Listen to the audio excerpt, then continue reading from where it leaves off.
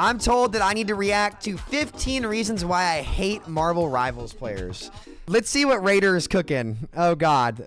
All right, Raider. What you got, man? And welcome back to the videos where I tell you not what you want to hear, but what you need to hear. I already did one of these videos with support players because we all know support is by far the easiest role, and therefore it makes a lot of support players boosted. However, obviously, there's dumb ducks in every role who make mistakes that make you wonder if these players have cognitive thinking skills. Other than the butthurt boosted support players crying in the comment section, you had tank and DPS players being like, I'm so tired of these trash support players. They're the reason I'm hard stuck. So obviously, I need to make a video humbling them and reminding them how shit they are too. Before we get into the video, let me tell you guys about today's sponsor, and remember that sponsors help out the channel and allow me to continue outputting content that has copyrighted material. Obviously, when I use copyrighted material to boost the viewer experience, I don't make any money off the video. Today's sponsor is Invincible Games, an amazing gaming app that I recently fell in. Like my last video, this list isn't in any order, but if it was, this would be number one because it happens so often. And that's teams that don't kite thanks for supportals. $10. Now, if you don't know what kite means, it means to back up, which is what you should be doing when you see a support ult. What exactly is the thought process of continuing to fight an invincible team? You think God is going to grant you a miracle and allow you to somehow kill through it? When you hear ult voice lines, it should be common sense to back up. Yet somehow I get tank and DPS players who, for some reason, think it's a good idea to continue fighting and playing aggressive. It makes no fun. Ooh, the force compels you. Ooh, rocket raccoon main. Ooh, wah, rocket Sam. Ooh, wah. I play Rocket Raccoon. That was me all day, and guess what? I won like fucking all my games on that character because you could actually, like, this is not even an exaggeration. Not even an exaggeration. You could actually teach a chimp, a literal, like, this is like, I'm not even saying this to be toxic. None of the above, right? I am honestly convinced that you could teach a chimp to play Rocket Raccoon and it could get out of bronze. No joke. I swear. Fucking sense. Number two, now it didn't take long for me to go back to shitting on support players, but this one is one I see often, and I didn't include it in my last video, and it's supports who ult just because the enemy supports ulted. Now, I gotta break it down so even a fucking monkey can understand what I'm saying, so these brain-dead support players understand me, because that's what I had to do. In my last video, I tell them what's good and bad. Very simple. Maybe they will understand me if I talk like this. Now, yes, it can be good to mirror support ults, but I'm talking about the supports that don't take time to assess the situation and just ult when they hear the enemy's voice lines. Like, your whole team is full health, we're all backing up, yet for some reason you instantly pop your support ult. You should wait and see, is my team critical or is my team gonna be brain-dead and fight them when they have a support ult up? It pisses me off that this shit happens in Celestial. If you're gonna mirror support ults, please wait as long as you can so yours will outlast theirs, not popping it 1 millisecond after they do. Number three, ooh, I'm not gonna hold back on this one. We got players who ego because of their peak. Let me say this loud and clear for those of you who think high ranks is a rank full of amazing players. It's fucking not. It's full of brain dead, neuro impaired, 30 IQ amphibians. Now, before I move forward, let me start with and here's why. He's right. Here's why. Because the difference in skill between a Celestial player and a low Celestial player and a like one above all mid Eternity player, right, is the same gap between a like bronze player and a like low GM player. Like, the difference in skill in that margin is enormous, and the smallest mistakes dictate the fights. So like, your margin for error just becomes so small. So a lot of players will peak in Celestial and then like they'll start getting to those Eternity lobbies and you just auto lose with them. I call them freshmen, right? It's not because they don't have the potential to keep climbing, but it's like this with any activity in the world. It's like, dude, like if you just get up to that level, like you're gonna get fucking pounded. Like, I'll never forget my first scrims in tier 3 or tier 2. Holy fuck. I mean, I saw my mistakes and I was feeding so hard. And it took me 2 weeks to stop feeding to like, because it takes time, right? So like the first couple times, where, especially in a new game where people are climbing, like they're going to think they're good, but they don't realize they're trolling. And the smallest thing that you might think is just like, oh, this doesn't matter. Like, why are you yelling at me for this? Like, I peaked in this rank. That will cost you the game. It's crazy. That's just how these games work. Like, the higher up you go, the smaller for the margin for error gets. And the best players in the world aren't the players who make the best plays. It's the players who make the fewest mistakes. And when you actually like flip that mentality around and you start to think of the game like that, you improve so much. So, food for thought out there.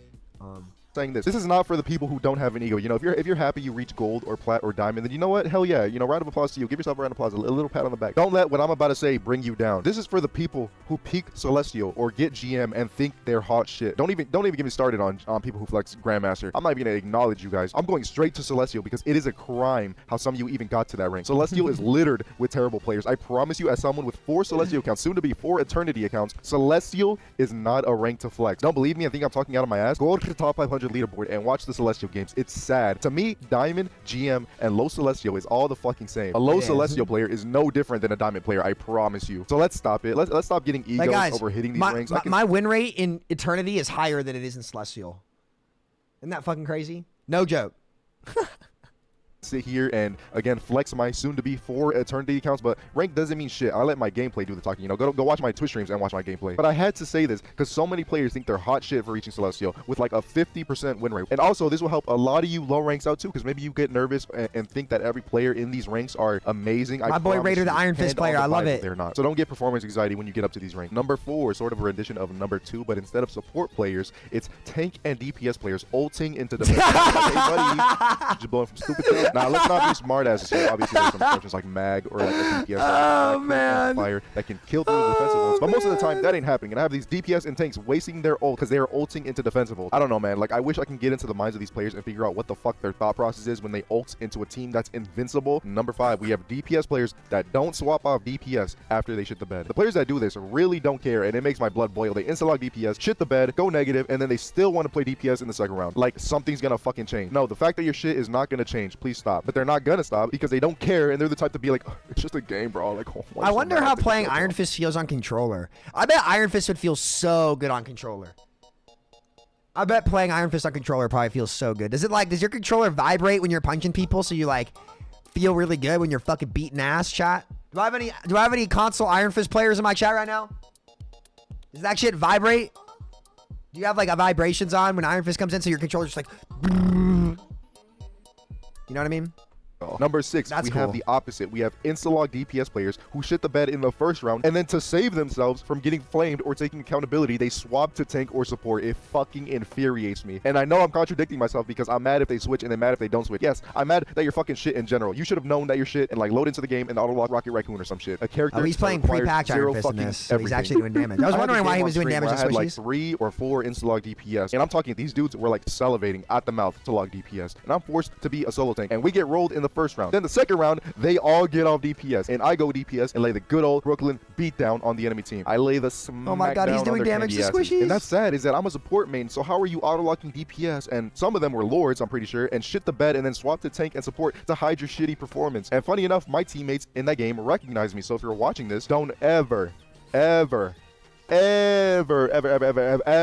lock DPS again. Number 7, this is a pretty popular one right now, and that's players who lock in new characters in comp. Like, hello, are you a part of some fucking SR terrorist organization? The fuck does this look like? You think you can get into my comp games and auto lock characters when you don't even know what their abilities do just because they're new? Yo, hold up, that rhymed. Get your bitch ass in the practice range and quick play and first before you play them in comp. Number 8, we got Doctor Strange players who TP directly on point. You know what that is when you TP directly on point? That's Erwin leading his men to their death against the Beast Titan. That's what that is. You're gonna force our supports to play on point and drop in the middle of the battle. Only way this is acceptable is if we're up numbers or it's overtime. Other than that, if you TP directly on the point, you need to have something done to your account that doesn't let you rank past gold. Number 9, staying on the topic of Doctor Strange and his TP, we got doing the B-hop. who all take the damn TP. Now listen closely, please. Everybody taking the TP is a noob move. Maybe this shit would work in the beginning of the game, but for example, the map with all the, the Venom come all over it, once the team on defense hears that there's a TP, they know exactly where the fuck you guys are, loading up into one little create a crossfire. Why not just fucking walk main at that point? It's gonna be the same shit. Send a DPS. Oh my god, he's actually doing damage to squishies. What am I looking at? Oh my god, Iron Fist is doing damage to squishies. But if you all take the TP and don't create a second angle, the team on defense is just gonna sit pretty on point with not a care in the damn world. Meanwhile, your team is clumped up on high ground, so stop doing that shit, please. Create angles. Number 10, we got Raccoon players that die more than 3 times a game. If you are a Raccoon player and die more than 3 times a game, get yourself a fucking Chuck E. Cheese application. Learn how to split burgers, D-rank counter silver. Raccoon is already one of the most useless supports, if not. He's Rocket. See, the thing is, Rocket isn't even useless. He's good, and bad players climb so fucking high on him. Like, after playing Rocket today, guys, you get so much value just for fucking doing nothing. It is crazy. I cannot believe they have not reverted the Rocket Raccoon buffs. I cannot believe it. I cannot believe they have not buffed or reverted the Rocket Raccoon buffs. And people think he's bad. He's got like a 55 win rate. He is not bad, dude. He is not bad. He is not fucking bad. It is crazy. It's Like, they need to nerf this motherfucker. Played in triple support meta. He's even more useless when you can't fucking stay alive. That's like literally his biggest plus side to Raccoon is his survivability. You're invincible. You can rocket boost, you can supersonic run on walls, you can float in the air, you can heal yourself, and on top of all that, you're the size of my penis. While it's hard. Don't give me that, oh, they're running DP, they're on Magic, they're on Spider-Man. No, sweetie. Your character has the best survivability in the game alongside being like top 5 and not needing any skill to play. So let's just report any Rocket Raccoon player that dies more than 5 times a game, please. Number 11, we have people who target ban, bro. Target banning has to be the most cringe thing I've ever seen. Like, not only are we wasting a ban, but we're like upping the ego of the shit player we are target banning. Oh my like, God, I promise you, no player, so let's see him below, deserves to be target banned. It really shows how terrible you are if you're on support and you're like, oh, let's ban BP because they have a BP player. Bro, if you're dying to Black Panther, you are just terrible. And look at it this way. You ban Black Panther, one of the worst characters in the game. Black Panther can't even kill Dagger through her bubble. You want to ban that character. Guess what that player is going to do? They're going to go on a better character like Magic, Storm, Wolverine. But yeah, no, it really pisses me off when we leave like Storm or Wolverine on the board because one of my fucking shit teammates decides to target ban the enemy team just for them to still get cooked throughout the game because it's not the enemy player that's good. It's just that you're fucking terrible and don't know how to position and don't know how to play the game. So yeah, stop target banning, bro. Just fucking ban the broken characters. Like, it's much more useful to ban Namor if you're running flankers, or ban Storm, or ban Wolverine for your tanks, or ban Cloak and Dagger for your DPS. Speaking of flankers, number 12, we have flankers who don't ban Neymar. If you're Lord, Spider-Man, BP, Iron Fist, or Magic, why aren't you banning that brain dead character? If I see a Lord flanker on my team, I'm voting to ban Neymar because I know how it is to play against him as a flanker. He is so fucking brain dead. Or you I'm can sick ban of Luna. having people who Or play you can ban flankers Luna. don't ban Neymar and then get shut down when the enemy brings him out. Number 13, we have Lords who shit the bed. I don't get what the thought process is when people think since they're Lord they're gonna be good. Time does not equate to skill. Remember Overwatch, you had gold portraits stuck in bronze and gold. With that said, it's still fucking annoying when a Lord shits the bed on my team. You put all that time into that character just to fucking suck ass. You should have a shit stain icon on your player card when you go negative as Lord. You know how Lord players have, a different icon? When you shit the bed as a Lord character, you need to have like a little poop icon on your calling card to show how fucking terrible you truly are. Number 14, we got tanks who die a lot. Listen, supports and tanks, y'all are in the same boat. You guys should not be dying so much. Supports, because you have so many abilities to help you survive and you're the backbone of the team. And tanks, because you have like 1,000 health and you're the front line of the team. Only exception is if they have a Wolverine, because that shit's cancer. Other than that, stop feeding on tank, you fat fuck. You're our front line, and when you die, the rest of our team falls. And lastly, number 15, we have tanks who hide their shitty KD behind them playing tank. Listen closely when I tell you this. It isn't only the DPS's job to get kills, especially a character like Strange. Are you fucking kidding me, bro? Every time I play Strange, I have the highest kills in the lobby. As a tank, you should be competing with your DPS on kills. Can't believe there's tank players out there who cry about their DPS not getting picks when they have less, if not the same amount of kills as their DPS. But yeah, I haven't been uploading because I haven't been getting content. A player like me doesn't really get toxicity that often. People don't blame me when I give them nothing to blame. So like, I promise I'm trying to get you guys a toxic video. I would just upload it next week, 100%, whatever I have. It might not be, what I want, but I'm tired of, putting it off. And yeah, I hope you guys enjoyed. If you got pissed off, then most likely these apply to you and your fucking dog shit, so don't ever talk to me again. Peace, hair grease, and deuces. Dude, what I love about Raiders so much is like in the creator space, especially like at least in Overwatch and like, well, no, it's mostly the creator space in general nowadays.